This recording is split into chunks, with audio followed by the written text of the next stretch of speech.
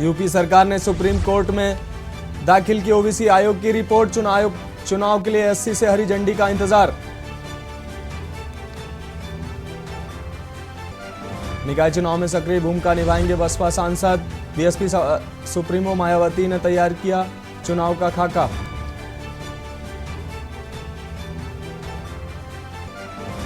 RLD अल्पसंख्यकों को अभियान चलाकर जोड़ने का प्रयास करेगी। पार्टी पदाधिकारी अल्पसंख्यक गांव-गांव जाकर जोड़ेंगे। 15 मार्च से लखनऊ से होगी अभियान की शुरुआत। महिला लाभार्थियों का वोट बैंक बढ़ाएगी बीजेपी। लोकसभा चुनाव के मद्देनजर किया जाएगा संपर्क अभियान। हर बूथ पर महिला कमल मित्र बहन की होगी नियुक्ति। अतीक की पत्नी शाइस्ता साजिश में थी शामिल। उमेश पाल हत्याकांड के सूत्रों पर 5-5 लाख का इनाम।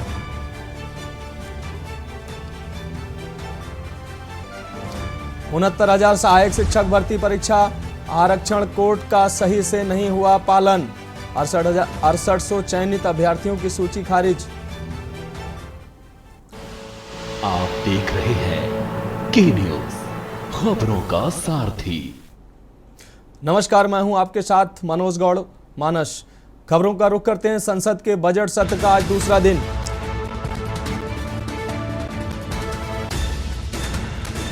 फिर हंगामा होने के आसार। पहले दिन विपक्ष ने अडानी मामले पर जेपीसी की मांग की। और ये सीधी तस्वीरें आपको दिखा रहे हैं संसद से। संसद के दोनों सदनों की तस्वीरें सीधी आपको दिखा रहे हैं। लोकसभा और राज्यसभा से सीधी तस्वीरें आप देख सकते हैं। Sir, please get the house into order, sir.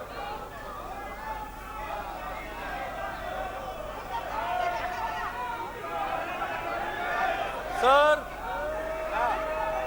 Sir, sir, मेरा सवाल है सर।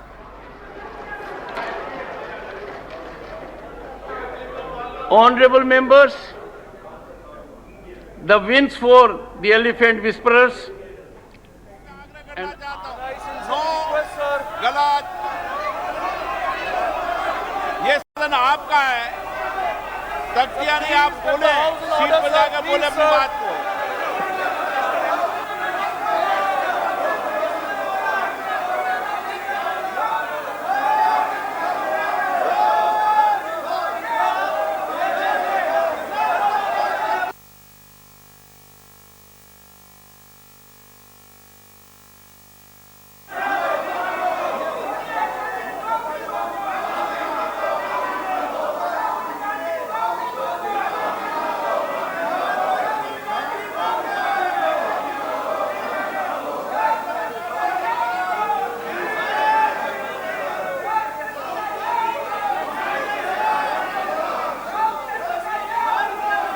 तो ये संसद के दोनों सदनों से सीधी तस्वीरें आप देख रहे हैं, जिसमें लोकसभा में ओम बिरला हंगामा करने वाले सदस्यों को नसीहत देते हुए नजर आ रहे हैं। विपक्ष के सदस्यों का जोरदार हंगामा लोकसभा में आप देख सकते हैं, जिसमें लोकसभा स्पीकर ओम बिरला हंगामा करने वाले सदस्यों को नसीहत देते नजर आ रहे हैं।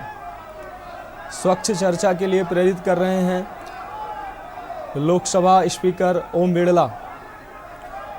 लोकसभा में जोरदार हंगामे की तस्वीरें आप देख सकते हैं। दूसरी तरफ राज्यसभा की भी तस्वीरें आप हमारी टीवी स्क्रीन पर देख सकते हैं। आपको फिर कह रहा हूं, सदन की मर्यादा को बना रखें।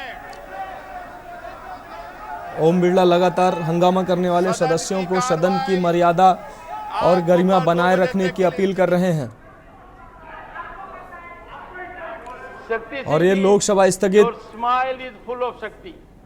किया गया है ओम बिरला के द्वारा। और ये राज्यसभा की तस्वीरें आपको दिखा रहे हैं। honorable members, उपराष्ट्रपति जगदीश धनखड़ को आप देख सकते हैं। we must be only in one mode, and that is mode of happiness and appreciation.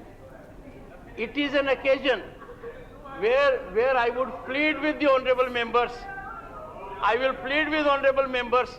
I'll give you some time to reflect. Please confine only to paying our tribute to these great achievements. Do not digress, Leader of the House. Exactly what I was trying to do. I wanted to share with the House that this Elephant Whisperers has been made by two women of eminence. Okay. It's about What's that gender. significant? It's a respect for our women of India that both ladies associated with Elephant Whisperers are eminent women, and it's a great mark of recognition for India's women that Elephant Whisperers has got. One more thing, it's about sustainability, and it also shows that the world today is recognizing that sustainability has become core to our philosophy.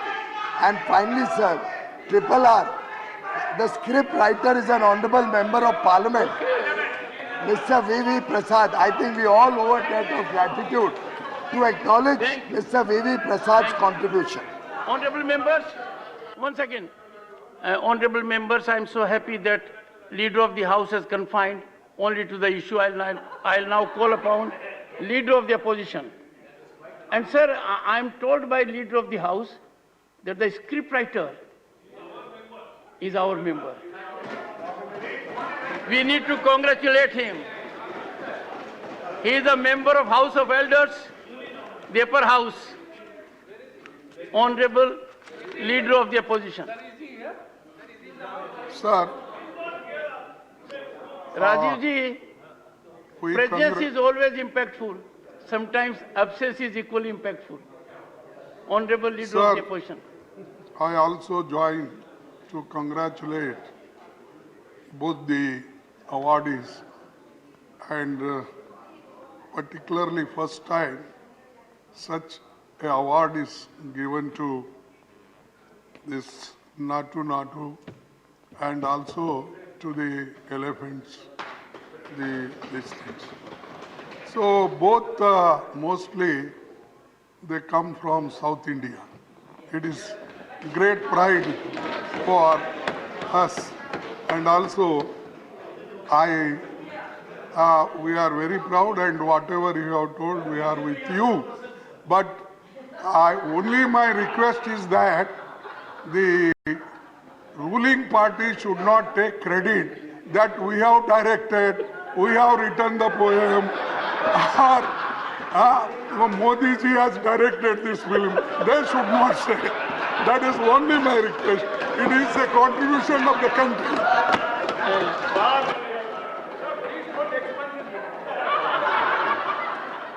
Well,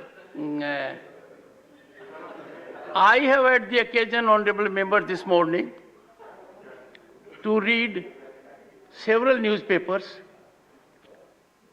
and there is extensive coverage. It was very enlightening, and it's a shift. It's a recognition we must all take pride. After all, we are proud Indians, have to pride. In 1984, we got an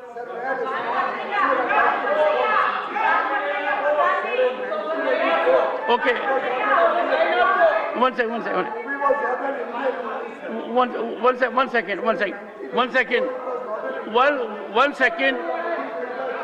Let Mr. Jairam Ramesh, one second. Mr. Jairam Ramesh, confined to this issue and say a few words. Come on. Sir, this is not a subject of debate, sir. Make it very clear, sir. Jairam, what have you to say? If this treaty is enough, Have you to say anything on the point? Sir, this is an occasion for collective celebration, No. not for narrow partisan point scoring like the Leader of the House is doing. You are being unfair. He was not partisan, and Leader of the Opposition had elevated it to a very high level. We all must enjoy it, relish it. Would any other member of the House like to reflect before I give the floor to Dr. Amar Patnaik? Okay. Yes, ma'am. Yes, ma'am. And mind you, honorable members, we have one of the greatest artists as member of the upper house. And a global authority who can reflect on our great achievement. Very good, very good. She herself has to her credit inspirational contributions, Madam Jaya Bachchan, on this. Thank you, sir. Thank you, sir. I'm so happy and I'm so glad that we are discussing the most important ambassadors of this country. And they are the film folks. Does not matter whether they're from north, east, south, west. They are Indians.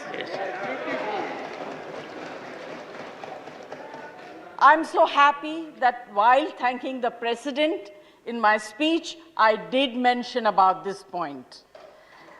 And I feel vindicated today. I stand here with pride and with dignity for my film fraternity who have represented this country number of times, have won number of awards, and starting from Satyajit Ray onwards. I also want to contribute and say, I know Mr. Rajamouli very well. अरे नीरज क्यों बीच-बीच में इतना जोर से बोल रहे हो?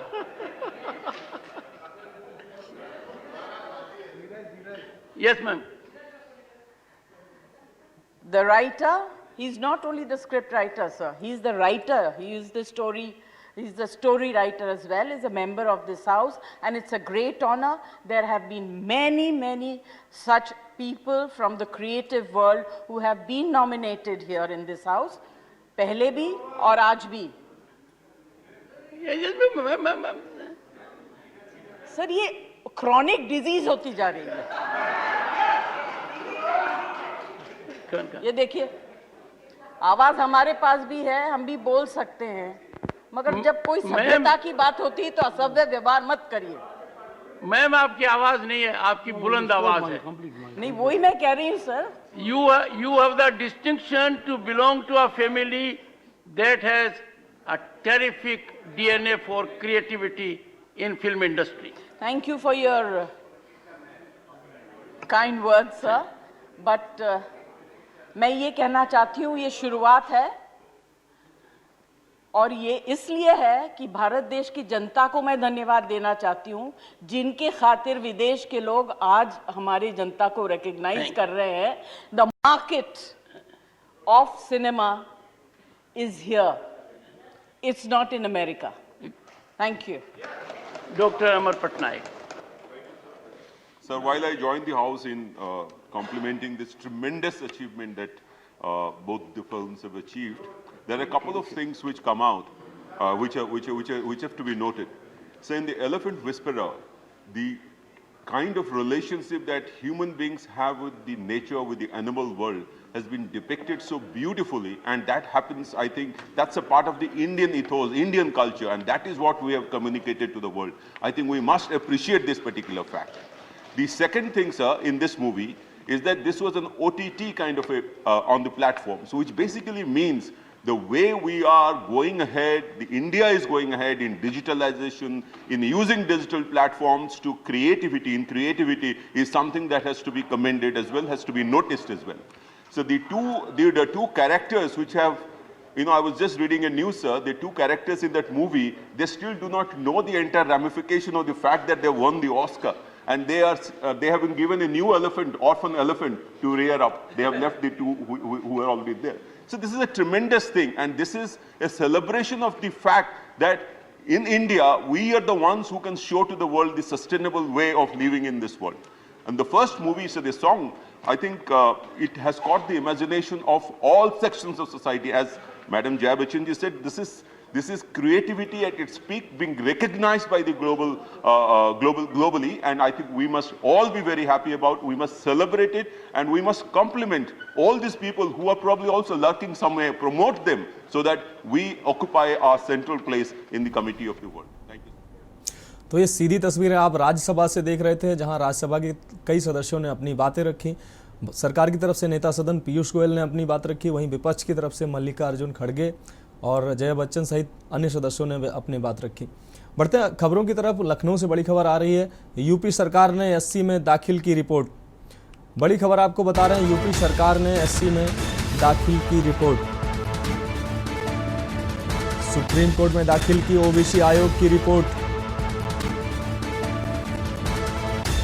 चुनाव के लिए एससी से हरी झंडी का इंतजार। यूपी सरकार ने एससी में दाखिल की ओबीसी रिपोर्ट। लखनऊ से बड़ी खबर आपको बता रहे हैं, यूपी सरकार ने एससी में दाखिल की ओबीसी रिपोर्ट। निकाय चुनाव से जुड़ी हुई ओबीसी रिपोर्ट, ओबीसी आयोग की रिपोर्ट को एससी में सुप्रीम कोर्ट में जमा किया। यूपी सरकार ने एससी में दाखिल की रिपोर्ट। यूपी सरकार ने एससी में ओबीसी रिपोर्ट दाखिल की। सुप्रीम कोर्ट में दाखिल की ओबीसी आयोग की रिपोर्ट। चुनाव के लिए एससी से हरी झंडी का इंतजार। यूपी सरकार ने एससी में दाखिल की रिपोर्ट। लखनऊ से बड़ी खबर, यूपी सरकार ने एससी में दाखिल की रिपोर्ट। सुप्रीम कोर्ट में दाखिल की ओबीसी आयोग की रिपोर्ट। निकाय चुनाव के लिए एससी से हरी झंडी का इंतजार। आपको बता दें कि कुछ समय पहले ही ओबीसी आयोग ने उत्तर प्रदेश की सरकार को रिपोर्ट सौंपी थी। उसके बाद अब उत्तर प्रदेश सरकार ने सुप्रीम कोर्ट में ओबीसी आयोग की रिपोर्ट दाखिल की। चुनाव के लिए एससी से हरी झंडी का इंतजार। यूपी सरकार ने एससी में ओबीसी आयोग की रिपोर्ट दाखिल की।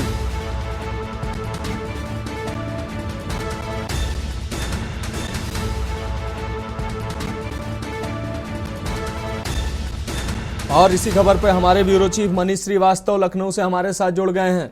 जी मनीष जी, यूपी सरकार ने ओबीसी रिपोर्ट सुप्रीम कोर्ट में दाखिल की। अब इंतजार सुप्रीम कोर्ट के फैसले का है। सुप्रीम कोर्ट क्या जल्द ही आदेश सरकार को देगी चुनाव के लिए? बिल्कुल, आपको बता दें कि जिस तरह से पिछड़ा आयोग गठित किया गया था, और ये समस्या तब हुई थी जारी कि जब उत्तर प्रदेश सरकार ने निकाय चुनाव को लेकर के एक सूची जारी की थी। उसमें पिछड़ा आयोग के आरक्षण को लेकर के मुद्दा बना था कि पिछड़े की जातियों को उनकी सीटें नहीं दी जा रही हैं, उनके आरक्षण को लेकर के विवाद उत्पन्न हुआ था, जिसके बाद ये पिछड़ा आयोग का गठन किया गया। और फिर इस पिछड़े आयोग के गठन को लेकर के ही सुप्रीम कोर्ट में जब याचिका दाखिल की गई थी, उसके बाद सुप्रीम कोर्ट के आदेश के बाद ये पिछड़ा आयोग का गठन करके उसको समय सीमा दी गई थी 6 महीने के भीतर, और ये समय सीमा 31 मार्च तक थी। लेकिन पिछड़ा आयोग ने लगभग 20 दिन पहले ही अपनी रिपोर्ट राज्य सरकार को सबमिट कर दी। उत्तर प्रदेश सरकार के मुख्यमंत्री जो हैं उनको दी, और उसके बाद इसको कैबिनेट में मंजूरी देने के बाद अब ये रिपोर्ट सुप्रीम कोर्ट में दाखिल कर दी गई है। और इंतजार अब सुप्रीम कोर्ट का है कि सुप्रीम कोर्ट इस सूची को देखने के बाद जो रिपोर्ट सबमिट की है पिछड़ा आयोग ने, उसको देखने के बाद वो राज्य सरकार को निकाय चुनाव कराने की अनुमति दे सकती है। और एक बड़ा कयास लगाया जा रहा है कि आने वाले मई तक ये निकाय चुनाव संपन्न किए जा सकते हैं, क्योंकि ये विवाद लंबे समय से उठा था, और खासतौर से पिछड़ी जातियों को उनकी सीटें न मिलने को लेकर के विपक्ष ने ये सवाल उठाया था, जिसके बाद इस तरह का मामला उठा और ये फिर सुप्रीम कोर्ट तक पहुंचा था। ये सभी मामले अब देखने के बाद आयोग गठित किया गया, और फिर अब ये रिपोर्ट सुप्रीम कोर्ट में दे दी गई है। अब इंतजार है, सुप्रीम कोर्ट ने जिस तरह से राज्य सरकार को बोला है कि वो अपनी रिपोर्ट सबमिट करे, वो रिपोर्ट कल यानी सोमवार को जो है वो नगर विकास के अधिकारी, उच्च अधिकारी और जो सरकार की तरफ से वकील थे, उन्होंने सुप्रीम कोर्ट में इस रिपोर्ट को दाखिल कर दिया है। अब सुनवाई है, जो सुप्रीम कोर्ट इस पर क्या निर्णय देता है, उसके बाद राज्य सरकार तैयारी करेगी निकाय चुनाव की, और थोड़ा बहुत संशोधन होने की इसमें उम्मीद है कि कुछ सीटों पर संशोधन हो सके। खासतौर से हम आपको बता दें कि जिस तरह से जो नगर पालिका अध्यक्ष के और मेयर की सीटों को लेकर के जो विवाद था, उसमें ओबीसी के आरक्षण की जो बात थी वो सामने आ रही है कि हो सकता है इस सुप्रीम कोर्ट के आदेश के बाद अब राज्य सरकार थोड़ा बहुत संशोधन करके निकाय चुनाव मई तक संपन्न कराने की तैयारी में जुट जाए। मनीष जी, विपक्ष को सरकार किसी तरीके का मौका नहीं देना चाहती है। जिस तरीके से ओबीसी आयोग की रिपोर्ट आने के बाद तुरंत तत्परता के साथ सरकार एक्शन में आई है, उसने सुप्रीम कोर्ट में ये रिपोर्ट सौंप दी और सुप्रीम कोर्ट के आदेश का इंतज़ार है, तो विपक्ष को किसी तरीके का मौका नहीं देना चाहती है सरकार आगे घेरने का? बिल्कुल, आपको बता दें कि लगातार विपक्ष हमलावर था। जब आरक्षण की बात हुई थी, जब निकाय चुनाव होने की बात हुई थी, तो विपक्ष ने इस मुद्दे को प्रमुखता से उठाया था, लेकिन सरकार ने तत्परता दिखाते हुए तत्काल ही सुप्रीम कोर्ट में इसकी जब सुनवाई होने लगी तो सरकार ने तत्काल ओबीसी आयोग का गठन किया, जैसे ही उसको डायरेक्शन मिला, और उसके बाद उस आयोग के गठन के बाद उसने रिपोर्ट भी उसको मिल गई है और अब वो सुप्रीम कोर्ट की गाइडेंस पे ही काम करेगी। सरकार साफ तौर से कोई भी मौका विपक्ष को नहीं देना चाहती है कि किसी भी तरह विपक्ष उस पर आरोप लगा सके कि नगर निकाय चुनाव में राज्य सरकार ने किसी भी तरह की बेईमानी करी या किसी भी तरह का जो खासतौर से जो ओबीसी जात है उसके साथ छल किया या किसी भी तरह का उसके साथ जो है उसको सही न्याय नहीं मिला, उसको सीटें नहीं मिली, उसको आरक्षण नहीं दिया गया। ये तमाम मुद्दे हैं, इसको लेकर के राज्य सरकार लगातार सजग है और अब सुप्रीम कोर्ट की गाइडेंस में ही ये पूरा चुनाव अगर हम कहें तो एक तरह से होने जा रहा है, क्योंकि अब ओबीसी आयोग की रिपोर्ट सुप्रीम कोर्ट में दाखिल कर दी गई है और अब इंतजार है तो सुप्रीम कोर्ट का कि वो कब निकाय चुनाव के लिए राज्य सरकार को निर्देशित करे, क्योंकि जो भी संशोधन हुए हैं, जो भी आयोग ने अपनी रिपोर्ट सबमिट की है सुप्रीम कोर्ट में, उसके आधार पर अब राज्य सरकार को अपनी सीटों में जो भी नगर निकाय के चुनाव होने हैं उन सीटों में कहाँ कहाँ पर संशोधन होना है, कहाँ कहाँ गड़बड़ी की थी, कहाँ कहाँ आरक्षण में कमी रह गई थी, इन जातियों को कहाँ कौन सी सीट उसको हटा करके किस सीट पर कौन से कैंडिडेट को खड़ा करना है, इस पर मंथन किया जाएगा। और रिपोर्ट जिस तरह सबमिट की गई है उससे अंदाजा ये लगाया जा रहा है कि जो नगर निगम नगर पालिका अध्यक्ष और खासतौर से जो मेयर की सीटों पर जो बदलाव हो सकते हैं, थोड़ा बहुत आंशिक बदलाव इन सीटों पर हो सकता है और इसके बाद ये चुनाव संपन्न किए जा सकेंगे और उम्मीद जताई जा रही है कि अप्रैल लास्ट तक अधिसूचना जारी हो जाए और मई में नगर निकाय चुनाव संपन्न करा लिए जाए, क्योंकि लगभग जो चुनाव जनवरी और फरवरी में होने थे वो लगभग 3 से 4 महीने डिले हो गए इस ओबीसी आयोग के गठन के बाद से, क्योंकि ओबीसी आरक्षण का मुद्दा बहुत तेजी से गरमाया था, जिसके बाद राज्य सरकार ने सुप्रीम कोर्ट के निर्देशानुसार आयोग का गठन किया और आयोग ने अपनी रिपोर्ट सबमिट की है। जी मनीष जी, आप हमारे साथ जुड़े रहिए। हमारे साथ दिल्ली से प्रवेश शर्मा इसी खबर पे हमारे साथ जुड़ गए हैं। जी प्रवेश जी, जिस प्रकार यूपी सरकार ने ओबीसी आयोग की रिपोर्ट सुप्रीम कोर्ट में दाखिल कर दी है, अब आगे क्या? जी बिल्कुल, मैं आपको बता दूं, अभी हमारे सहयोगी बता रहे थे कि सुप्रीम कोर्ट में मामला है। आयोग की रिपोर्ट ओबीसी की सुप्रीम कोर्ट में दाखिल हो चुकी है। सरकार ने कैबिनेट में पास करने के बाद उसको जो है सुप्रीम कोर्ट में दाखिल कर दिया। अब सुप्रीम कोर्ट का इंतजार है। सुप्रीम कोर्ट इसमें सुनवाई करेगा। सुनवाई करने के बाद जो डिसीजन देगा तो उत्तर प्रदेश निकाय चुनाव की घंटी बिल्कुल बच जाएगा, चुनाव के लिए हरी झंडी मिल जाएगी। उसके बाद ही आगे का रास्ता साफ हो जाएगा। और देखने वाली बात यह है कि ये चुनाव 31 जनवरी तक संपन्न होने थे, लेकिन राजनीतिक कारणों से ये टलते हुए अब सुप्रीम कोर्ट की सुनवाई के बाद हरी झंडी मिलने की उम्मीद है। प्रवेश, जिस तरीके से सरकार ने तत्परता दिखाई है आयोग की रिपोर्ट आने के बाद, तो सरकार की तत्परता का कोई राजनीतिक कारण है या सरकार जल्द चुनाव कराना चाहती है? जी देखिए जो आयोग की रिपोर्ट थी वो 31 मार्च तक का समय था, उनको 31 मार्च तक वो रिपोर्ट सबमिट करनी थी, लेकिन सरकार को आयोग ने इसको बहुत तेजी से काम करते हुए जल्दी सौंप दिया। और देखने वाली बात है कि आयोग ने 31 मार्च का इंतजार नहीं किया और ना सरकार ने किया। सरकार ने उसको समय से पहले रिपोर्ट को लेकर कैबिनेट में पास कराकर उसको सुप्रीम कोर्ट में भी सबमिट कर दिया। इसे देखकर साफ मंशा साफ हो जाती है कि उत्तर प्रदेश सरकार उत्तर प्रदेश में जल्दी निकाय चुनाव कराना चाहती है। जी प्रवेश, राष्ट्रपति सुप्रीम कोर्ट का आदेश आने के बाद क्या उत्तर प्रदेश सरकार पूरी तरीके से तैयार है चुनाव कराने के लिए? उसको किस तरीके की तैयारी करने की जरूरत नहीं है, जैसे ही आदेश आता है वैसे ही चुनाव करा सकती सरकार, या चुनाव अभी आगे जा सकते हैं? जी मैं आपको बता दूं, दिल्ली में जब बीजेपी ने 2 दिन का अधिवेशन रखा था तो उस समय ही उत्तर प्रदेश निकाय चुनाव के लिए बिगुल बजा दिया था। उन्होंने साफ निर्देश दे दिए थे। मैं बात करूं जेपी नड्डा जो बीजेपी के राष्ट्रीय अध्यक्ष हैं, उन्होंने साफ ये निर्देश दे दिए थे कि आप अपने क्षेत्र में जाएं, जमीनी स्तर पर जाए, सभी लोगों से मिले, अध्यक्ष हो, नेता हो, विधायक हो, आप जो भी हैं, लेकिन आप अपना कार्य शुरू कर दें। तो इससे ये जो बात है ये उसी समय स्पष्ट हो गई थी कि बीजेपी चाहती है कि चुनाव जल्द हो, और चुनाव की तैयारियां वो पहले से ही कर रही थी, और बीजेपी ने एक रणनीति पहले से तैयार की हुई थी। लेकिन अगर इस उत्तर प्रदेश नगर निकाय चुनाव में कोई राजनीतिक पेच ना फंसता, मामला कोर्ट तक ना पहुंचता, तो ये चुनाव अभी तक संपन्न हो भी सकते थे। जी प्रवेश, आप हमारे साथ बने रहिए। हम अगला सवाल अपने ब्यूरो चीफ मनीष जी से लेना चाहेंगे। मनीष जी, जिस तरीके से आप कह रहे थे कि सरकार इस रिपोर्ट में कुछ संशोधन कर सकती है, तो ये संशोधन क्या और कैसे हो सकते हैं, किस तरीके के संशोधन हो सकते हैं? ये देखिए, सरकार संशोधन नहीं करेगी। जो ओबीसी आयोग का गठन किया गया था, जो पिछड़ा वर्ग आयोग का गठन किया गया था, जिसको जिम्मेदारी दी गई थी कि वो तय करे कि कहां पर ओबीसी किस संख्या में कितने प्रतिशत ओबीसी वर्ग है वहां पर, और जो सीटों का बंटवारा होना है, जो सरकार जो टिकट बंटवारा करेगी या जो प्रत्याशी उतारेगी, वो सीट ओबीसी वर्ग की है या नहीं है, इसको लेकर के सुप्रीम कोर्ट में याचिका रिपोर्ट सबमिट हो गई। अब सुप्रीम कोर्ट सुनवाई करने के बाद राज्य सरकार को अनुमति देगा कि हाँ, ये रिपोर्ट ठीक है, अब आप इस रिपोर्ट के आधार पर आगे प्रत्याशियों का चयन करिए या सीटों का अपना चयन करिए, सीटों का बंटवारा करिए और सीटें घोषित करिए।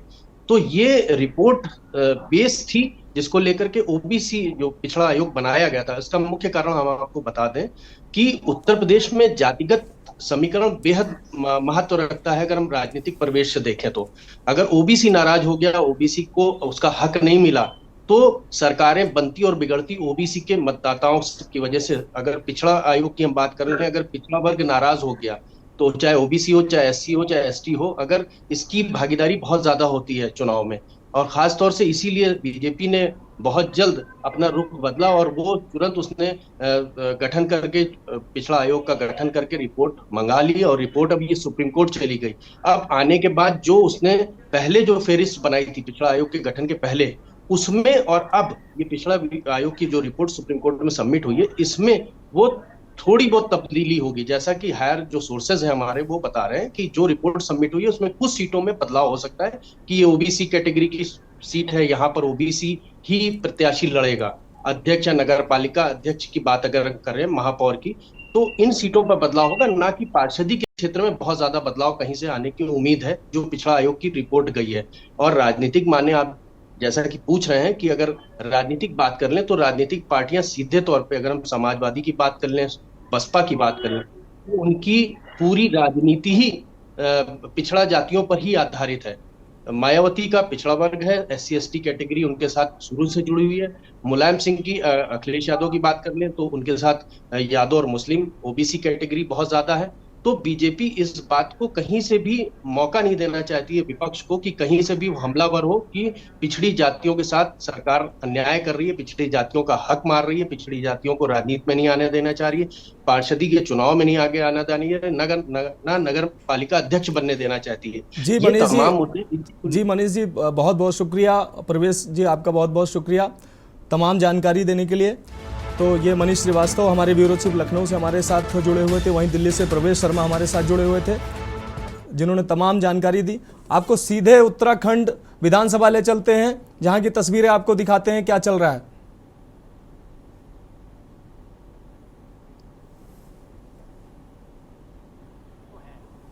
अभी जो गेहूं की फसल थी वो सिंचाई नहीं कर पाए हैं। मैं माननीय मंत्री जी से पूछना चाहता हूं कि जो गत वर्ष जो बाढ़ आई थी सोंग नदी में, और उसमें आपने जो कालू वाला जो गांव है, उसका जो हेड है वो पूरी तरह से क्षतिग्रस्त हो गया। इसके अलावा प्रश्न करिए। जी मंत्री जी, मैं मंत्री से पूछना चाह रहा हूं कि जो हमारे जौली से लेकर के अपना कालू वाला, माजरी, फतेहपुर, जीवन वाला, बाला वाला, नथू वाला, और हमारे जितने भी हमारे ग्रामीण क्षेत्र की जो नहरें हैं जो काफी क्षतिग्रस्त हो चुकी हैं, और तो उनका मरम्मत का काम माननीय मंत्री जी कब तक पूरा हो जाएगा, क्योंकि किसान सिंचाई के लिए बहुत परेशान है। माननीय अध्यक्षा जी, सम्मानित सदस्य ने जो चिंता व्यक्त की है वो वास्तव में ही बहुत गंभीर है। 13 क्षतिग्रस्त नहरों की मरम्मत हेतु कुल 4 योजनाएं गठित की जा रही हैं, जो निम्नानुसार हैं। प्रथम योजना जौली नहर हेतु रुपए 373.59 लाख तैयार की गई है। द्वितीय योजना 6 नहरों की मियांवाला, शमशेरगढ़, नानक एकेडमी, तुनावाला, माली मोहल्ला एवं घिसरपड़ी की मरम्मत हेतु 205.12 लाख की तैयार की गई है। तृतीय योजना 3 नहरों की बुडरेना, रामनगर डाडा एवं सिरारू खाला पाइपलाइन की मरम्मत हेतु 488.40 लाख की तैयार की गई है। चतुर्थ योजना 3 नहरों की रानी पोखरी, घमंडपुर एवं लिस्ट्राबाद की मरम्मत हेतु 325.84 लाख की तैयार की गई है। वित्तीय संसाधनों की उपलब्धता पर ये कार्य जो है करवाई जाए। मान्य अध्यक्ष जी, सवाल है आपका? मान्य अध्यक्ष जी, डोईवाला से संबंधित सवाल। डोईवाला से संबंधित है कुछ आपका सवाल? डोईवाला से ये डोईवाला से संबंधित सवाल है, आप बैठिए। मैडम मेरा भी सिंचाई से संबंधित तो है। नहीं तो प्रश्न आगे, सिंचाई से संबंधित तो है। डोईवाला से संबंधित ये प्रश्न है, आगे आगे आएगा, आप पूछिएगा। प्रश्न संख्या 8 माननीय श्री बृजभूषण गैरोला जी। माननीय अध्यक्ष जी, पढ़ावा मान लिया जाए। सवाल करिए। माननीय अध्यक्ष जी, गढ़वाल मंडल और कुमाऊं मंडल विकास निगम के जो कर्मचारी हैं, दैनिक वेतन भोगी और संविदा कर्मचारी, पिछले कई वर्षों से अपने नियमितीकरण की मांग कर रहे हैं। मैं माननीय मंत्री जी से आपके माध्यम से पूछना चाहता हूं कि इनको स्थायीकरण के लिए क्या सरकार विचार कर रही है? माननीय मंत्री जी। माननीय अध्यक्ष जी, गढ़वाल मंडल विकास निगम में नियमितीकरण नियमावली 2011 एवं 2013 के अधीन वर्ष 2012 से 2017 तक कुल 494 कार्मिकों को समूह ग 225, समूह घ 269 का विनियमितीकरण किया गया। गढ़वाल मंडल विकास निगम में वर्ष 2001 से कार्यरत कुल 444 कर्मियों का विनियमितीकरण नहीं हो पाया। कुमाऊं मंडल विकास निगम में कुल 189 कर्मियों, समूह ग 77, समूह घ 112 का विनियमितीकरण किया गया। कुमाऊं मंडल विकास निगम में वर्ष 2001 से कार्यरत कुल 440 कर्मियों का विनियमितीकरण नहीं हो पाया है। कार्मिकों का विनियमितीकरण पद रिक्त होने के पश्चात ही किया जाता है। जैसे जैसे पद रिक्त होते हैं वैसे विनियमितीकरण की कार्रवाई की जाती है। वर्तमान में कार्मिक विभाग के आदेश दिनांक 1/1/2019 में माननीय उच्च न्यायालय नैनीताल के आदेश के क्रम में विनियमितीकरण नियमावली 2013 को स्थगित रखा गया है, जिसके कारण विनियमितीकरण संभव नहीं है। मान्य अध्यक्ष जी,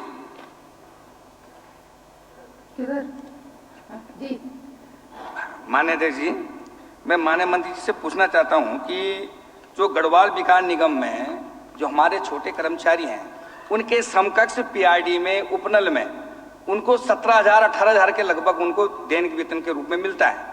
लेकिन उनके सापेक्ष हमारे सेवा कर रहे हैं, बल्कि हमारे विधानसभा में भी बहुत सारे हमारी सेवा करते हैं, उनको कितना वेतन हमारे गढ़वाल विकास निगम दे रहा है, मैं माननीय मंत्री से जानना चाहता हूँ। माननीय मंत्री जी, ये त्रिमंड का प्रश्न है माननीय अध्यक्षा जी, ये सूचना मैं उपलब्ध करा दूंगा। प्रश्न संख्या 9। मान्य अध्यक्ष जी, इतना मैं आश्वासन चाहता हूँ, कम से कम उनके साथ न्याय तो करें। उनको 10-12,000 की जानकारी में है, उनको 17,000 कम से मिलना चाहिए। प्रश्न संख्या 9 माननीय श्री उमेश कुमार जी। माननीय अध्यक्षा जी, पढ़ा हुआ समझा जाए। प्रश्न करिए। माननीय अध्यक्षा जी, मैं आपके तो ये सीधी तस्वीरें आप उत्तराखंड विधानसभा से देख रहे थे, जहां पक्ष और विपक्ष के बीच तीखी नोकझोंक देखने को मिली। बढ़ते हैं अगली खबर पर। उमेश पाल हत्याकांड को लेकर बड़ा खुलासा हुआ है। सूत्र असद ने खरीदे थे 16 मोबाइल और 16 सिम। फर्जी नाम और पते पर खरीदे गए थे मोबाइल और सिम। अतीक की पत्नी शाइस्ता ने सूत्रों को 11 लाख रुपए दिए। उमेश पाल हत्याकांड को लेकर बड़ा खुलासा। अरशद ने खरीदे थे 16 मोबाइल और 16 सिम। सूत्र फर्जी नाम और पते पर खरीदे गए थे ये मोबाइल और सिम। अतीक की पत्नी शाइस्ता ने सूत्रों को 11 लाख रुपए की रकम भी दी। उमेश पाल हत्याकांड को लेकर एक बड़ा खुलासा सामने आ रहा है। असद ने खरीदे थे 16 मोबाइल और 16 सिम। सूत्र फर्जी नाम और पते पर खरीदे गए थे मोबाइल और सिम। सूत्रों के हवाले से खबर, अतीक की पत्नी शाइस्ता ने सूत्रों को 11 लाख रुपए दिए थे। उमेश पाल हत्याकांड को लेकर बड़ा खुलासा सामने आ रहा है। असद ने खरीदे थे 16 मोबाइल और 16 सिम। सूत्रों के हवाले से खबर है, फर्जी नाम और पते पर खरीदे गए थे मोबाइल और सिम। अतीक की पत्नी शाइस्ता ने सूत्रों को 11 लाख रुपए दिए थे। उमेश पाल हत्याकांड को लेकर बड़ा खुलासा सामने आ रहा है। असद ने खरीदे थे 16 मोबाइल और 16 सिम। सूत्रों के हवाले से ये खबर आपको दिखा रहे हैं, फर्जी नाम और पते पर खरीदे गए थे मोबाइल और सिम। अतीक की पत्नी शाइस्ता ने सूत्रों को 11 लाख रुपए की रकम भी दी थी। उमेश पाल हत्याकांड को लेकर बड़ा खुलासा,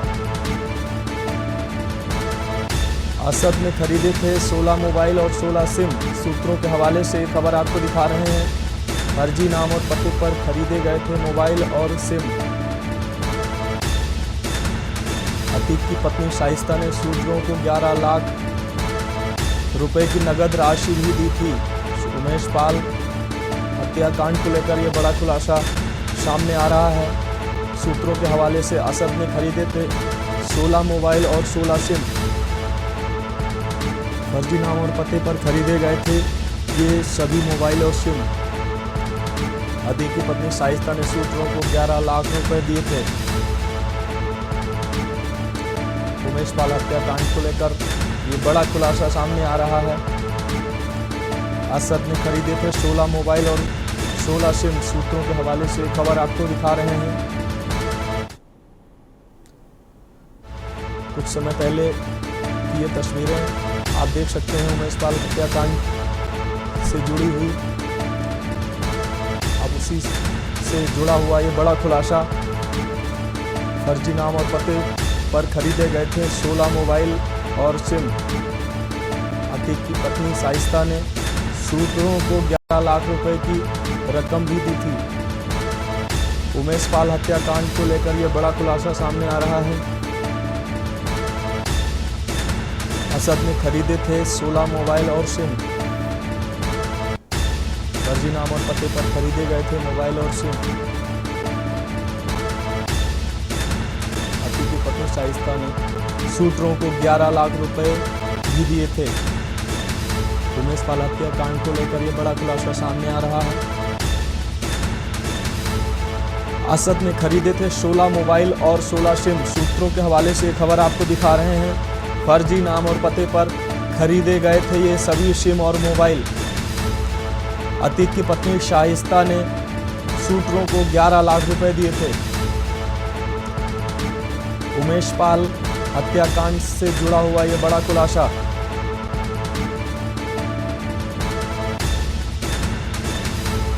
असद ने खरीदे थे 16 मोबाइल और 16 सिम। सूत्रों के हवाले से खबर आपको दिखा रहे हैं, फर्जी नाम और पते पर खरीदे गए थे सभी। और इसी खबर पर राहुल मिश्रा हमारे संवाददाता प्रयागराज से जुड़ गए हैं। जी राहुल, 16 मोबाइल और ये 16 सिम जिस तरीके से खरीदे गए थे और अतीक की पत्नी शाइस्ता ने 11 लाख रुपए भी इन शूटरों को दिए थे, क्या है पूरा मामला, क्या खुलासा हुआ है? ये डाटा नहीं गिर गया।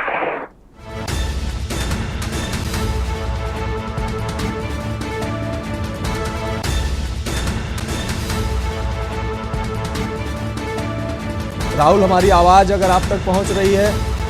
जी आवाज आ रही है जी।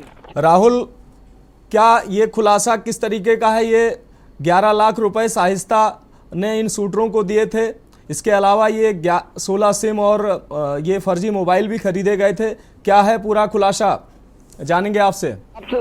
जी आपसे बता दें कि अतीक अहमद एक ग्रुप बनाया था, उस ग्रुप में 56 जो थे जुड़े हुए थे जुड़ने के बाद उन्होंने क्या किया, उसी ग्रुप के माध्यम से एसटीएफ जो है, एसटीएफ खोज कर रही है कि मोबाइल जो ये सिम थी ना, सिम और मोबाइल ये जो दिया गया था अतीक अहमद की औरत दी थी, उसी जो एसटीएफ ने जब पकड़ा उस ग्रुप को तो उसी खुलासा निकल रहा है। एसटीएफ जो है हाथ धो के इनके पीछे पड़ी, अभी तक कोई हाथ में इनका ऐसा सुराग नहीं आया कि जो गुड्डू मुस्लिम इनके हाथ में आए। गुड्डू मुस्लिम के पीछे पड़े हैं क्योंकि गुड्डू मुस्लिम ही एडमिन था उस ग्रुप का और वो मोबाइल दिलवाया था अपनी जो मम्मी का है, मम्मी के माध्यम से दिलवाया था और उसी के माध्यम से पुलिस लगी हुई है। जी राहुल, जिस तरीके से ये फर्जी सिम और ये मोबाइल खरीदे गए थे, तो ये कहां से खरीदे गए थे और किसके फर्जी नाम और पते से खरीदे गए थे, कुछ जानकारी मिली है आपको? जी अभी तक ऐसे कोई सूचना नहीं है क्योंकि एसटीएफ का मामला है। एसटीएफ अब जब तक अपना पूरा सुराग निकाल नहीं लेती तब तक कोई ऐसा कोई प्रेस नोट या मीडिया के सामने, यहाँ तक कि पुलिस को भी नहीं बताती क्योंकि एसटीएफ अपने पास ही रखती है। जी राहुल, जिस तरीके से इसमें खुलासा ये भी हो रहा है कि अतीक की पत्नी शाइस्ता ने 11 लाख रुपए भी इन शूटरों को दिया था, तो इसमें कितनी सच्चाई है? जी अभी ये जो सोशल मीडिया पे चल रहा है कि 11 और कोई कह रहा 15 लाख रुपए तक उस संस्था ने दिया था उसके शूटरों के लिए, लेकिन ऐसा अभी तक कुछ नहीं सामने आया। जब तक सरकार जो सरकारी कर्मचारी जो है एसटीएफ है वो जब तक नहीं अपने आप को सामने आ रही तब तक कहना उचित नहीं है। जो सामने आ जाएगा तो कहा जाएगा। जी राहुल, अब इस खुलासे के बाद एसटीएफ और पुलिस किस तरीके से मामले को आगे बढ़ा रही है, कैसे आगे बढ़ रही है? जी आपसे बता दें आज 16वां दिन है, ये प्रयागराज में जो घटना घटी है 16वां दिन है। आज तक में अभी तक ऐसा कोई ठोस सबूत नहीं दिखाई दे रहा है जिससे कि जो यहाँ के प्रयागराज की जनता या उमेश पाल की जो औरत है उनके परिवार वालों को कोई संतोषजनक नहीं आ रहा है क्योंकि अभी तक सिर्फ 2 इनकाउंटर हुए। जो मेन इनकाउंटर करने वाले थे वो लापता है, उनमें पुलिस लगी हुई है और अभी हाल ही में उनके ऊपर कल की बताया कल से 5 लाख रुपए इनाम भी रख दिया गया है। अब आगे देखा जाता है क्या होता है, इसी में लगी है। अब हो सकता है शाम तक में कुछ नया खुलासा है। हर रात हर दिन हर जनता ये सोचती है कि हो सकता है एसटीएफ कुछ नया खुलासा करे, एसटीएफ के सहारे अब है। जी राहुल, बहुत बहुत शुक्रिया आपका तमाम जानकारी देने के लिए, हमसे जुड़ने के लिए। तो आपको बड़ी खबर और ये खुलासा दिखा रहे थे जिसमें 11 लाख रुपए की राशि इन शूटरों को अतीक अहमद की पत्नी के द्वारा दिया गया। साथ ही अतीक के बेटे असद के द्वारा 16 मोबाइल और सिम फर्जी नाम और पते से खरीदे गए। ये कुछ समय पहले की तस्वीरें आपको दिखा रहे हैं।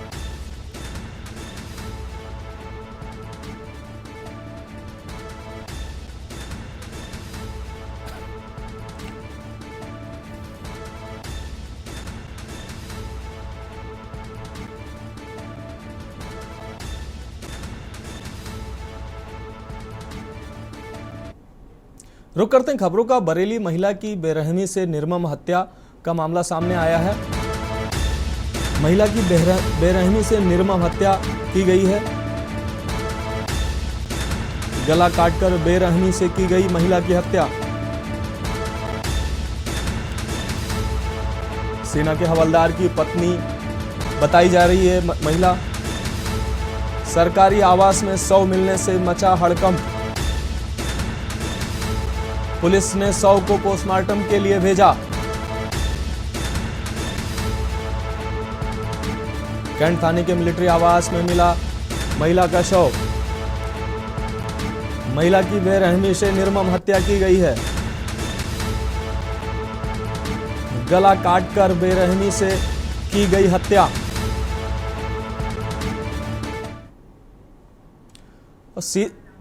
सीधे आपको बिहार विधानसभा ले चलते हैं, वहां की तस्वीरें आपको दिखाते हैं क्या कुछ चल रहा है। माननीय भाई बीरेन जी हस्तान ग्रहण कीजिए।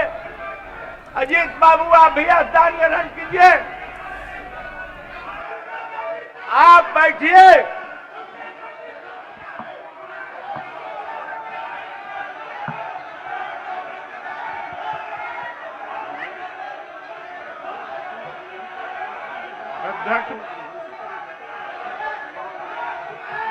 लखनदर पासवान जी, आपने अमरजादित कार्य किया है। आप जो है माइक तोड़ने का काम किया है, यह बिल्कुल गलत है, यह गलत है। इसलिए बाध्य होकर के आपके ऊपर आसन कार्रवाई करने के लिए बाध्य हो जाएगा।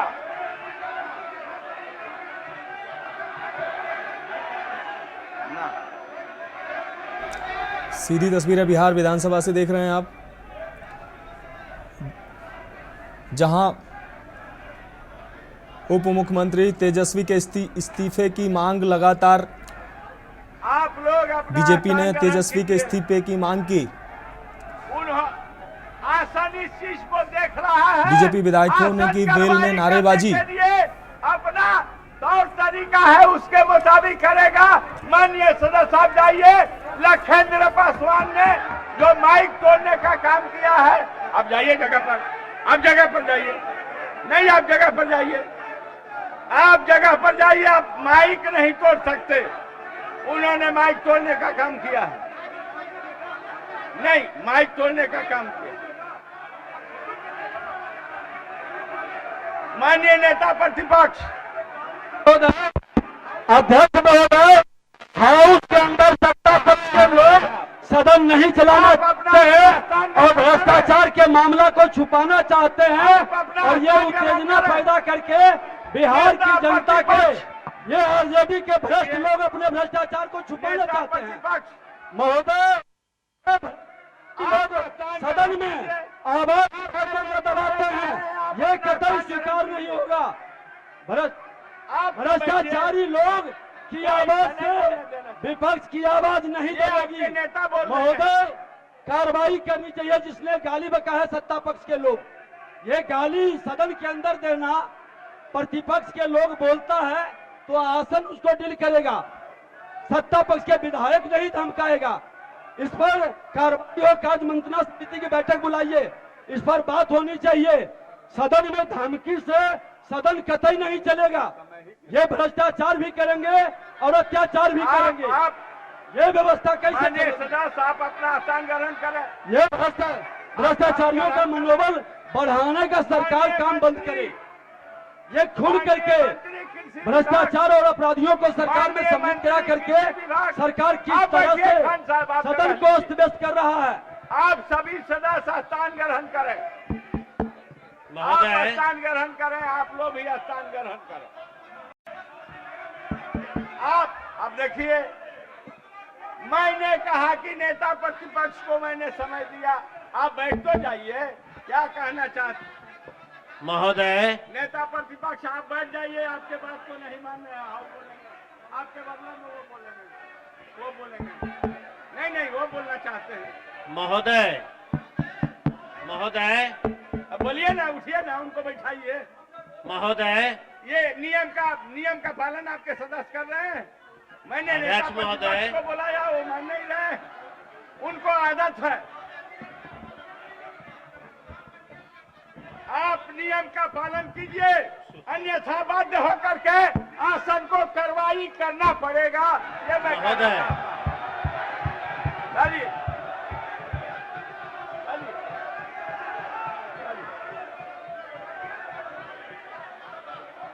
माननीय मंत्री कृषि विभाग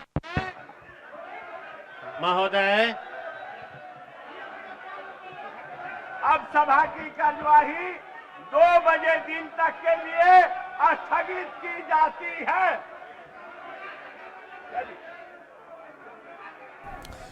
तो ये सीधी तस्वीर आप बिहार विधानसभा से देख रहे थे, जहां भ्रष्टाचार के मामले को लेकर बिहार सरकार को घेरती नजर आई है विपक्षी पार्टियां। बीजेपी ने उप मुख्यमंत्री तेजस्वी यादव की इस्तीफे की मांग की। वेल में नारेबाजी करते हुए सदस्यों ने जोरदार हंगामा किया। विधानसभा में उठा तेजस्वी यादव के इस्तीफे की मांग। बीजेपी विधायकों ने तेजस्वी यादव के इस्तीफे की मांग की। भ्रष्टाचार के मुद्दे को लेकर तेजस्वी यादव के इस्तीफे की जोरदार मांग की। विधानसभा में उठा तेजस्वी पर भ्रष्टाचार के आरोप का मुद्दा। बिहार विधानसभा में तेजस्वी के इस्तीफे की मांग। बीजेपी ने की तेजस्वी के इस्तीफे की मांग। बीजेपी विधायकों ने की वेल में नारेबाजी। विधानसभा में उठा तेजस्वी पर भ्रष्टाचार के आरोप का मुद्दा। बिहार से बड़ी खबर आपको दिखा रहे हैं। बिहार विधानसभा में तेजस्वी के इस्तीफे की मांग। बीजेपी ने की तेजस्वी के इस्तीफे की मांग। बीजेपी विधायकों ने वेल में नारेबाजी भी की। जोरदार हंगामे के बीच सदन को स्थगित भी किया गया। बिहार विधानसभा में तेजस्वी के इस्तीफे की मांग को लेकर जोरदार हंगामा। विपक्षी पार्टी बीजेपी ने की तेजस्वी के इस्तीफे की मांग। बेल में नारेबाजी भी करते नजर आए बीजेपी विधायक। विधानसभा में उठा तेजस्वी पर भ्रष्टाचार के आरोप का मुद्दा। बिहार विधानसभा में तेजस्वी के इस्तीफे की मांग। जोरदार हंगामे के साथ बीजेपी ने की तेजस्वी के इस्तीफे की मांग। बिहार से बड़ी खबर आपको दिखा रहे हैं। बीजेपी विधायकों ने की वेल में नारेबाजी। विधानसभा में काफी हंगामे के बाद तेजस्वी पर भ्रष्टाचार के आरोप का मुद्दा। बिहार विधानसभा में तेजस्वी के इस्तीफे की मांग। जोरदार हंगामा करते नजर आए बीजेपी विधायक। बीजेपी ने तेजस्वी के इस्तीफे की भी मांग की।